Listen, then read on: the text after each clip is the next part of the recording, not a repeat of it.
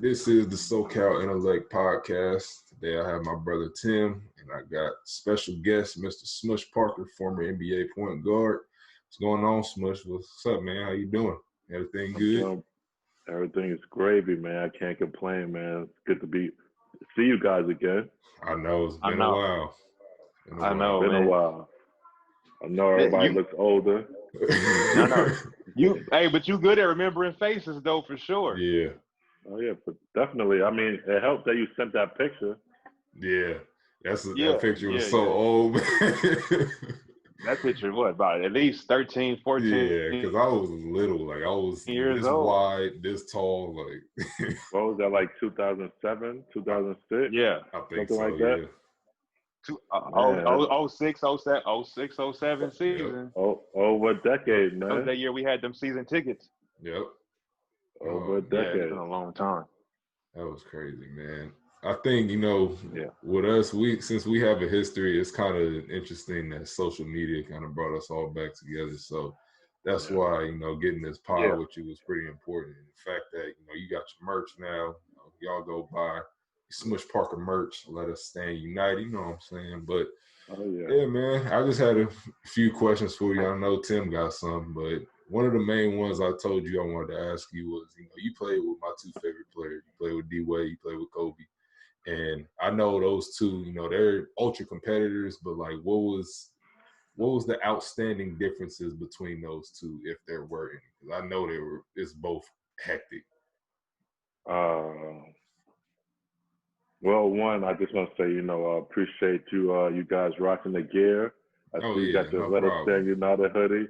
I see my man got on the old Lakers, the OG number one. Yeah, that's not KCP.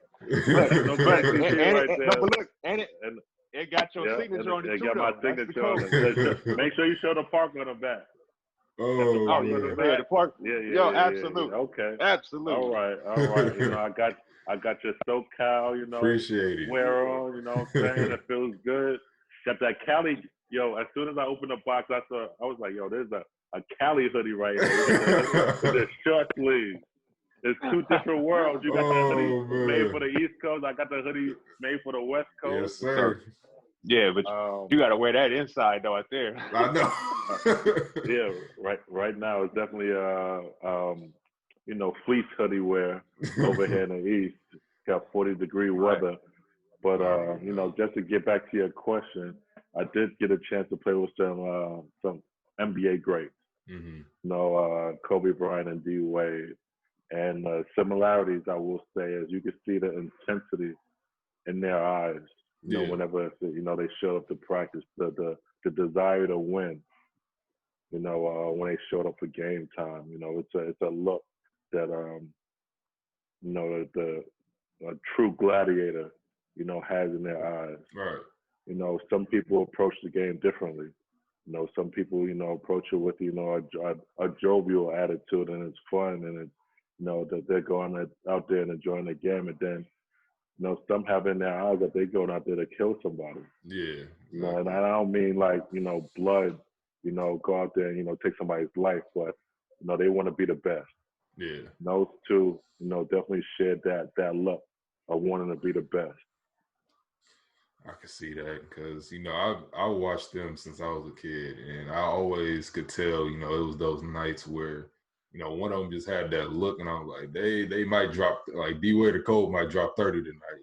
So you just tell, like, by their demeanor and, how they acting before the game. So it's like, I know you seeing that up close and personal, it's like completely different. Like, it's crazy. So I definitely had to ask you about that. And then, it's like, I know you played, for a few different teams. You played for the Clippers, Lakers, Heat, and then you played for Cavs, Suns. So, what was the difference with that, playing different teams in the league versus, your overseas play? Because I know you also went overseas and played. Well, one thing about the NBA, it's the best players in the world that play in the NBA. These players are elite. These are the elite athletes of the world. Right. Of course, some will say that, there are great players that don't even make the NBA. Mm-hmm. But, it's a large pool trying to get into a small circle. Mm-hmm. And at the end of the day, these are the top athletes in the world. With that said, there are different levels of players in the NBA. Like, people have their roles. Right. You have the star player. Then you have the Robin. The player, the Pippen, like the aide, and the star player. To kind of balance things off. And then you have the role players. They all play a role, different roles. Rebounders, somebody who sets picks, somebody who catch and shoot player. Right. So you just gotta find your niche. In the NBA. Overseas, they bring guys from America to be the Michael Jordan. Yeah. To be the top dog. To be the Kobe Bryant, the AIs, the D Wade. They want guys, when they bring guys in from the States, they want those guys to be the head, the THNICs. You know what I'm saying? But here is different. Like not everybody is gonna be the star player. Right. Here in the States. So that was the difference between overseas ball and my time here in the league, because I was just a role player. Mm-hmm. Matter of fact, I was a walk on. If you want to get down to nitty gritty, I could play. I was good enough to make the NBA, but I was a walk on. Yeah, I get you. Literally. Yeah. That worked hard. That worked hard. Yeah, a lot of people don't understand that. A lot of people don't know that side. And I hopefully we get a chance to talk about that. I was a walk on onto the Lakers. Yeah. That became on the Vegas Summer League. On Vegas Summer League, right? Starter. It was Vegas Summer League, right? Exactly. Yep. And Long Beach. It was Vegas and Long Beach. I heard about that. Vegas and Long Beach. You didn't let dude get the ball past half court. No, sir. I heard about that. Sir. So I heard that story. I heard about that. But yeah, overseas, like I said, they brought me out there to be the main scorer. So I got a chance to play a little bit more of my game out there, as opposed to playing a role here in the NBA. Right. Because I know, like you're saying, with the league, you have your role players, you have your guys designated to essentially do certain things, and overseas, you basically get to more or less be yourself. Like, you get to play more like how you want to play instead of being more relinquished to a role. So that makes sense. Yes, sir. But I think I was thinking about the fact that Tim told me about this story. He told me about the Shaq story, like how you. That's where I was going next. Miami. So yeah, he was telling me about that story. I wanted just to hear from your perspective. It was wild because I was in New York City. I was at 4040, Jay-Z's little sports bar here in New York. And I was watching the Roy Jones fight. Mm-hmm. And, I was just kicking it there. I was by myself that particular night. And who other than, Shaquille O'Neal rolling to 40-40 by himself also. So, they had us in the VIP rooms in the back by ourselves, and we were just talking and laughing and having Lakers stories and sharing and Kobe stories. Yeah. And, just kicking it, just just watching the Roy Jones fight. And he asked me what I was doing next season. I told him I was a free agent. And as soon as I said that, he was like, you know what? Hold on. He picked up his phone. He made a phone call, but it went to voicemail. No one picked up.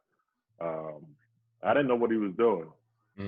All I know is he said, you know what, I got you. And the very next day, it's not an exaggeration. The very next day, my agent had a 2-year contract on the table from the Miami Heat. That's crazy, man. And let me add on to that, though, because let's talk about how excited Nick was, because Nick is a Heat fan as well. So when you went from the Lakers to the Heat, he was like, yeah, we got Nick. Yeah, man. I was little as I don't know what. Like, I was 8 years old, like probably 70 pounds at most, maybe 80. I was jumping for joy, man. I was like, wow. Like, even though Smush is, leaving LA, and that's where I see him at the most, like, he going to my team, so it's a win-win for me anyway, man. Like, it was. Oh yeah. And for the record, I was heartbroken for the record. Okay. All right. So I was 50-50 with the family. I was halfway good and halfway bad. Kind of got a split right there. You know what I'm saying? Oh man, yeah, that was. I remember that. I was like, man, pay that man his money. Yeah, pay that man his money though. That's I mean that's the better aspect of it. Like, at least he getting his bread. So even though he not in LA no more, he at least was somebody good. But speaking of LA and Miami, I know you was watching the finals this year. Who was your pick for the finals this year? Who did you think was gonna win? Well, to be quite honest, nobody was gonna beat the Lakers. But I always. You didn't think the Clippers had a shot? No, listen. I thought they had a shot, on paper. On paper, but when I saw them play, I was just like, there's no team chemistry. At the beginning of the season with all the load management, and they never really got a chance to play together. Yeah, they then later in the season, I'm just like, it looks so like their offense looks so low, like just it didn't gel, it didn't flow. Yeah. It was hard to watch those guys play together. It was kind of like free. It's like they was just out there freestyling, kind of like like they was just playing, like they was playing pickup, and it was like if you a competing team, like if you a contender, you can't go to the end of a season like that. Like if it's the beginning, that's fine because you learning your teammates, you trying to get accustomed to each other and the coaching style and all that, but. Like the bubble, that's the end. Like that's the time where everything's supposed to be clicking already. Like y'all supposed to be knowing each other, and this player likes to cut around and shoot from this side, or Kawhi likes to do this. Like y'all gotta have better chemistry than that. But I feel like they'll be better off next year. I could be wrong, but I don't know. The Lakers? I mean the Clippers? Yeah, I feel like they'll have a better team suited next year, but I don't know. I think the Lakers. Yeah, I don't think so neither. Oh no, the Lakers gonna be better than them. I mean, the Clippers as an individual team, they'll be fine. I still think the Lakers are competing.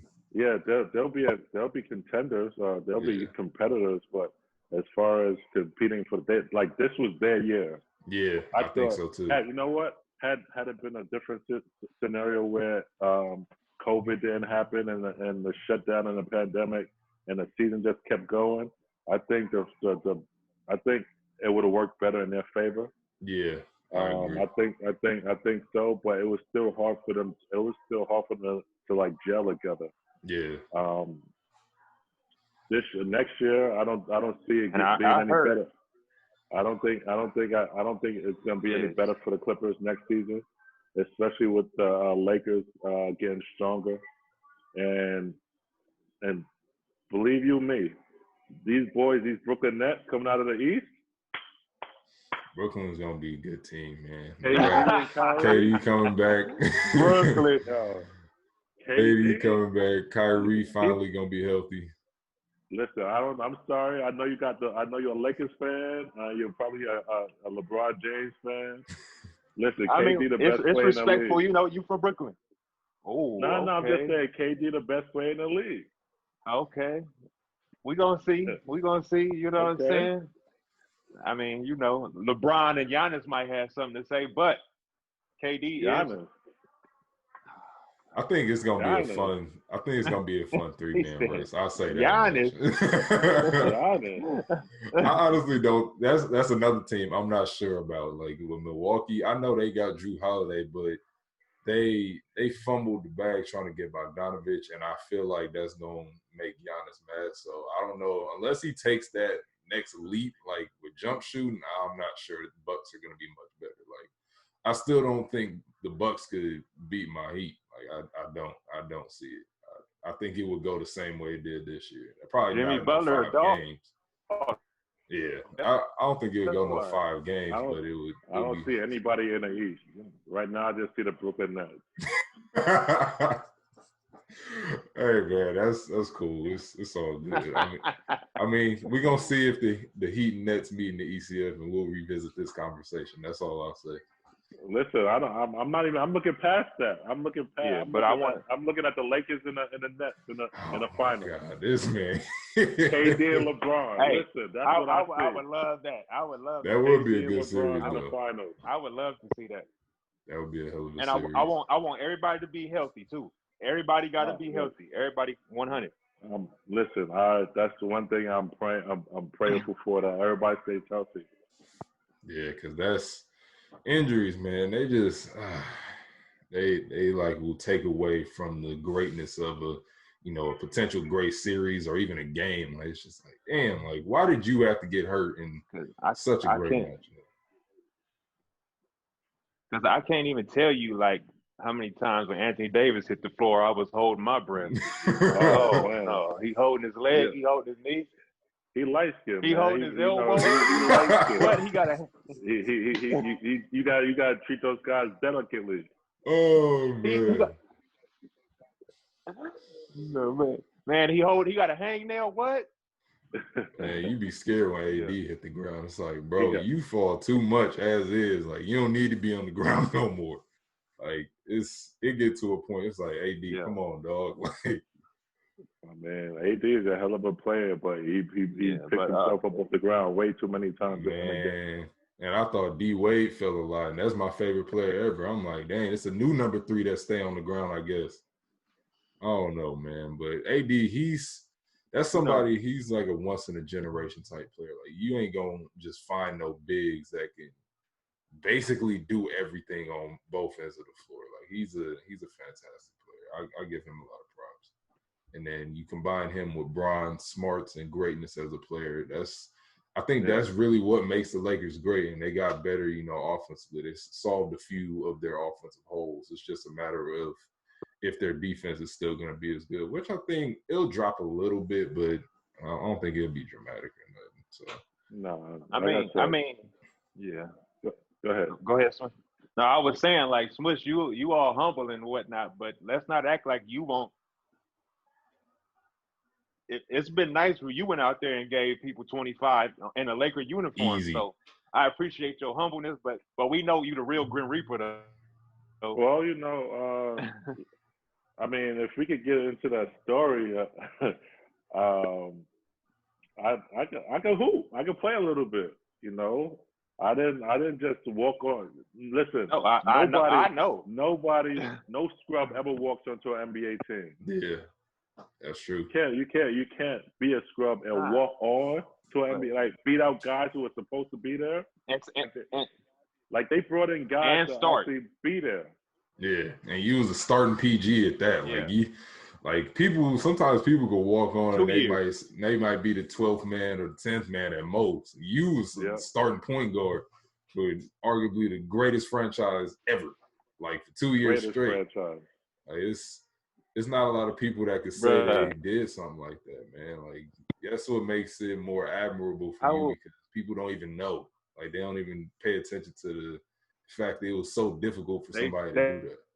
I don't know, but I'm telling you, I knew the first night, like when they was in Denver and Smush tied the game up with a 3. I was like, oh yeah, okay, he got something. Yeah. And I think he had like 24 points that night on his first game. Yeah. The first 5 games like, of that season, I was averaging 25 points. Yep.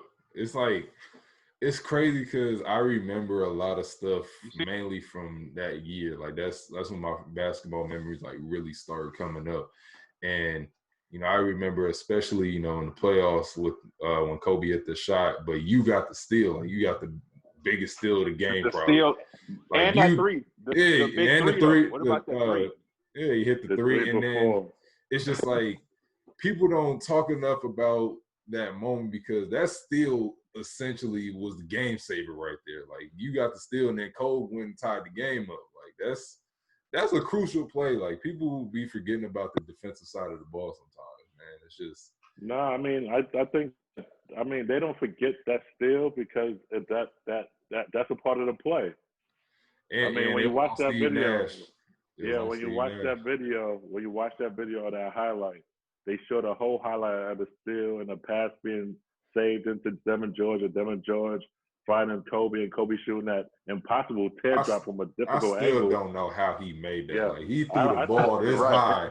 I'm like, what? What is? It was a teardrop from like behind the backboard going this way, and the hoop was back there. Like, can you describe? No, go ahead. Can you describe to us the atmosphere of that particular game?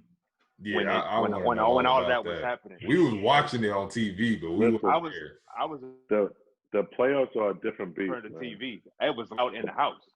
The playoffs are a different animal when it comes to energy. Mm-hmm. Man, just the anticipation of the game, just the vibes, the crowd, the music, that atmosphere is ridiculous. But when I got the steal and Kobe hit that shot and the whole arena erupted.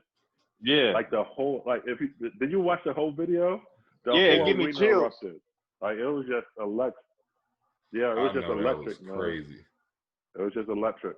Like you could, like we was watching it on TV and we could tell, like we was hype ourselves, but we could just hear the whole arena just go crazy. Like it was, it sounded like we had it on surround sound, like we was there. Like it was ridiculous, man. I know for you being there, it was completely different.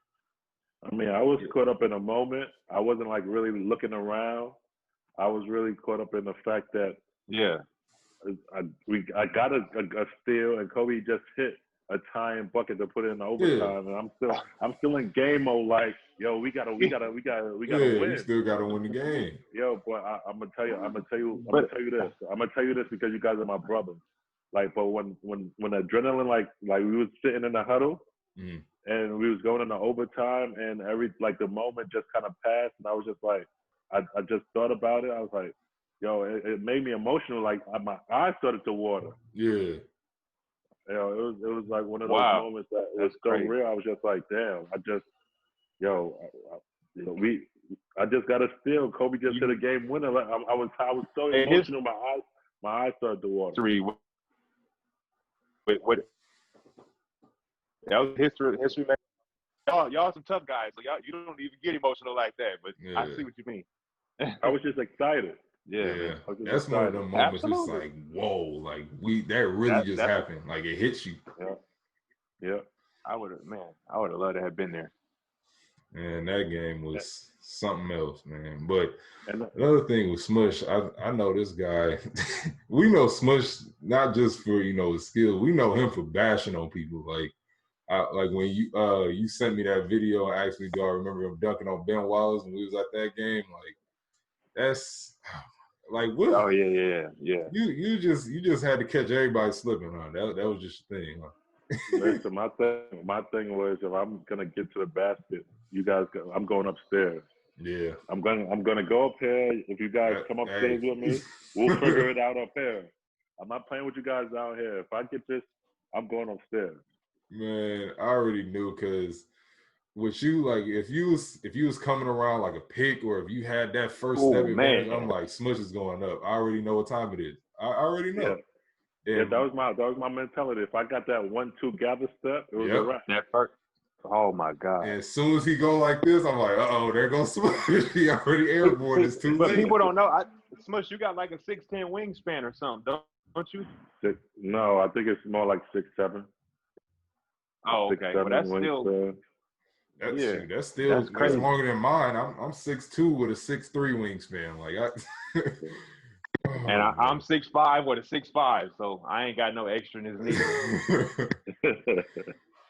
Oh man, you got plenty of dunking moments where you just bashed on people. It's like, damn, like why you doing like that? Like, I still would wonder, even as a kid, and this was before I even understood, like, you know, people trying to block a dunk or whatever. I'll just be thinking to myself, I'm like, why did he jump in that situation? Like, you might as well just let him have it. What about when he got dude from the Sonics though? Yeah, I remember that too. I remember that too. Yeah. Yeah. Well, yeah. You got whatever his last name was. Patopico. Patopico. I feel like I said, if I was going to the basket and I got that 1-2 gather step, you know, I was just gonna go upstairs, and if I was gonna try to figure it out, whether it was a finger roll or, you know, dunk, but I was gonna do whatever I was gonna do up top. Yeah. See, you made dunking and playing like a street ball player in the league look so fun. Like, I remember it was to a point, I was such a big fan that I had a part, like you had a part down the middle of your head. Like, you just had the low cut. I did the same thing. Like, I was like, how old was I when I did that? Like 7? I think I was 7 years old when I got that. You was about 7. And you gotta find those pictures for me. I gotta find it, man, because I have a lot of old Laker pictures just going to the games with him. And I don't remember what jersey I had on, but I do remember I had a low cut part straight down the middle, just like yours. He had my mom put the part in there. Yep. Yep. I was like, yeah, I want a part. It was so crazy. Like Smush. Remember when Smush started growing his hair, we started growing our hair. Yep, right after that. That's when I had my mini fro. I'm growing my hair. Because he had a fro at the time. Yep, got the twist. Right after that, I started growing my mini fro. I was like 2nd grade. I still got a picture of my 2nd grade school portrait. I had a mini fro just like that. It's crazy thinking about stuff like that. It's interesting, my hair journey when it comes to my professional career, because I actually had braids in college, and when I, you know, entered the NBA, you know, my agent was like, "Yo, you got to cut your hair if you want to get a job in the NBA." I made the decision to cut my hair off, to get the job in the NBA, and, you know, I didn't get drafted, whatever, but I did get the walk on again for the Cleveland Cavaliers, and once I got there, I grew my hair out and got braids. I don't even blame you. Yeah, I had braids when I was in Cleveland and in Detroit. And then for the Lakers, you know, my agent was like, "Yo, if you want to get a job this summer, you got to cut your hair." So I cut my hair off. And that was the year I got signed to the Lakers. And then when I was, like, you know, solidified as a Laker my 2nd year, I was just like, you know what, I'm going to start growing my hair back out. And that's what I did again. Yeah, and it's crazy because even in that picture I used, like, for the thumbnail for this podcast, when you was in Miami, you had a froed in. Like, you had the little blowout fro at that point. Yeah. So I already know, like, with the hair journey, because I do this all the time. Like, I grow my hair, I cut my hair, and, you know, just looking at it, I was like, damn, I let my hair get this long, and I just chopped it off. Like, Chop it off. Didn't want it no more. But but that Lakers hair, he more recently just cut that hair. Probably a year ago, it was probably super recent. Who? You? When you recently cut your hair? About what, a year ago or so? Yeah, I actually, you know, I had locks, right? Yeah. Yep. Yeah. I had locks for 11 years. You know, I cut my hair about 2 years ago. Damn. So you had that's why your hair was so damn long. Yeah.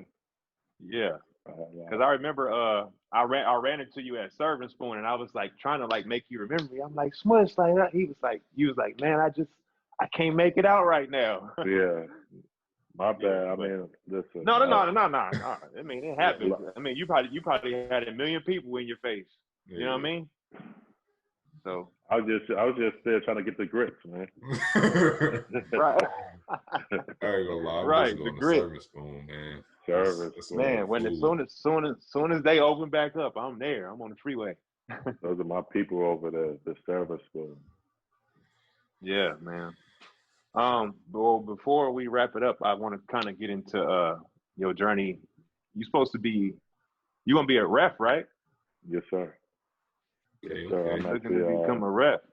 Yeah. So right now, I am a referee, full-time referee. Right now, I'm at the high school level. Okay. So I'm working my ranks up to become an NBA ref. Okay. I'm trying to get back to the league as a referee. Dope. I'll be one of 4. That'd be I cool. will be the fourth. I will be the fourth guy to I would play in the NBA as a player and referee at the not the same time, but in their lifetime. Yeah. That's crazy. So it's Yeah, like you start in high school, or you start in the lower leagues in like high school, and then it just keeps you progress basically. Okay. Yes, sir. That's crazy because I remember I read that story. I was like, dang, Smush trying to become a ref now. Like I had been wondering like where you had been, and then that's the first thing that popped up. I'm like, dang, old Smush trying to become a ref. That's gonna be crazy. Like, I already know I could see him in a game refereeing. That'd be dope. Oh yeah, and I'm calling trouble on all of James Harden's moves. Every step back. Nah, let me stop before I get myself in trouble. Yeah. Oh man. Yeah. But yeah, that's what I'm trying to do. That's dope. Well, I mean, you pretty much answered the questions I wanted to ask you, man. So, Timmy, you got anything else? Any stories you trying to remember? Or you want to ask him something? Because I didn't ask him everything. I didn't know. What I do remember. I do remember that Smush was a part of Malice at the Palace, though. I was. Yeah. I was.